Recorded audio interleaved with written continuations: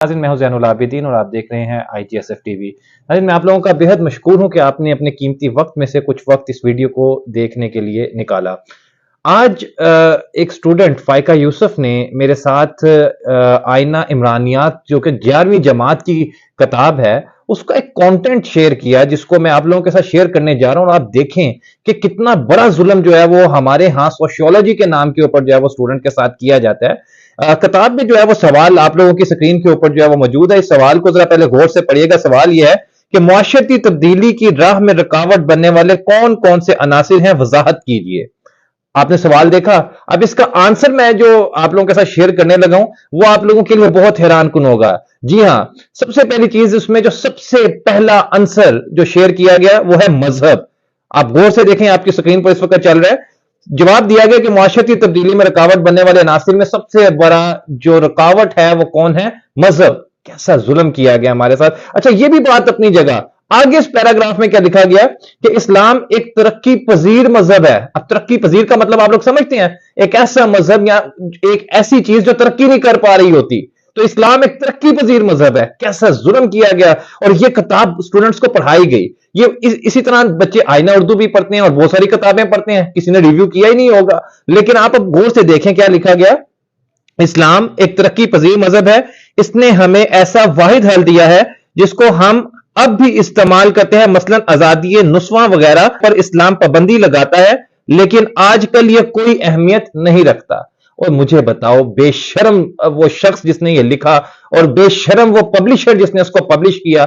मैं सबसे पहली चीज तो ये कहता हूं, मैं हुकूमत वक्त से गुजारिश करता हूं कि अगर तो इसके ऊपर पाबंदी लगी है वेल एंड गुड, और अगर अभी तक इस पर पाबंदी नहीं लगी तो मैं गुजारिश करता हूं कि इस किताब को फिल फोर जो है वो इसके ऊपर पाबंदी भी लगाई जाए और लिखने वाले राइटर्स को जो है वो ला के कैफरे किरदार तक आप पहुंचाएं और उन्हें बताएं कि जनाब किन दलीलों की बुनियाद पर आपने लिखा।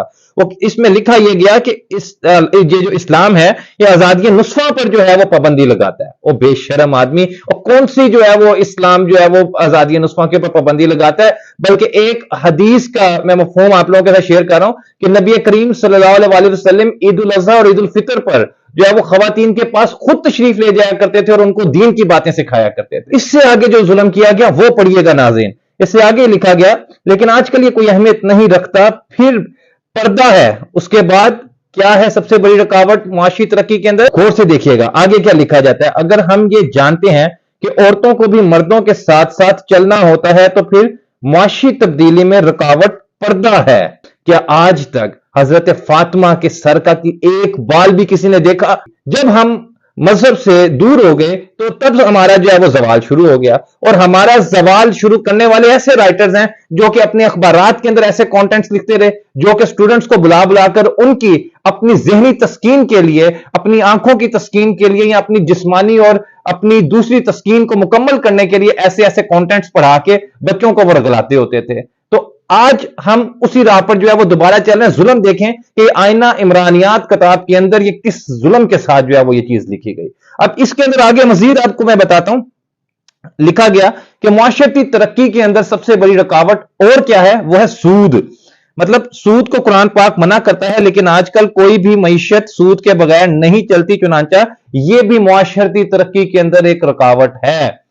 सूद एक ऐसी चीज है दोस्तों, इस्लाम ने इसका सब्स्टिट्यूशन भी दिया। इस्लाम ने इसका एक सब्स्टिट्यूट दिया। इस्लाम कहता है आप तजारत करो, आप इन्वेस्टमेंट करो। सूद तो इस्लाम ने इसलिए मना किया कि इससे अमीर अमीरतर हो जाता है, गरीब गरीबतर हो जाता है। और इस्लाम कहता है कि तमाम all the citizen are equal before law. ये आपका कानून भी कहता है, ये इस्लाम भी कहता है कि कानून के मुताबिक तमाम शहरी बराबर हैं। तो ये तो एक अच्छी चीज है कि आपको सूद से मना किया। सूद की बजाय आप इन्वेस्टमेंट करो, आप इन्वेस्टमेंट करके तजारत करो। आप तजारत नहीं कर सकते तो इस्लाम ने इसका जो है वो कुछ लिमिट्स में रहते हुए तमाम तरीकेकार बता दिए हैं।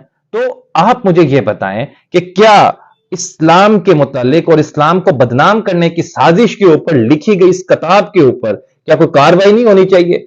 और सबसे पहली चीज यह है कि मेरे मुताबिक सबसे बड़ी चीज इसके खिलाफ ना सिर्फ कार्रवाई होनी चाहिए कि बल्कि इस राइटर को कौम के सामने लेकर आना चाहिए कि जनाब किन दलाइल की बुनियाद पर आपने जो है वो हमारे स्टूडेंट्स को गुमराह करने की कोशिश की। मैं जो हमारे ऐवानों में बैठे हुए लोग या ऐवानों के लिए जुस्तजू करने वाले लोग हैं, मैं उनसे गुजारिश करता हूं कि अगर ये यूथ आज गुमराह हो गई तो आने वाली जो है वो 100-200 साल तक आप इसको दोबारा रास्ते पर नहीं लेके आ सकेंगे। अभी आपके पास वक्त है, अभी आपके पास टाइम है, इसके ऊपर आवाज उठाएं और इस मैसेज को ज्यादा से ज्यादा शेयर करें कि जनाब अगर तो इस किताब के ऊपर पाबंदी लग गई है, वेल एंड गुड, लेकिन अगर अभी तक इस किताब के ऊपर पाबंदी नहीं लगी तो इसके ऊपर फौरन कानूनी कार्रवाई करके इसके खिलाफ ना सिर्फ पाबंदी लगनी चाहिए बल्कि इसके राइटर को कैफरे किरदार तक पहुंचाना चाहिए, बल्कि लोगों के सामने लेकर आना चाहिए।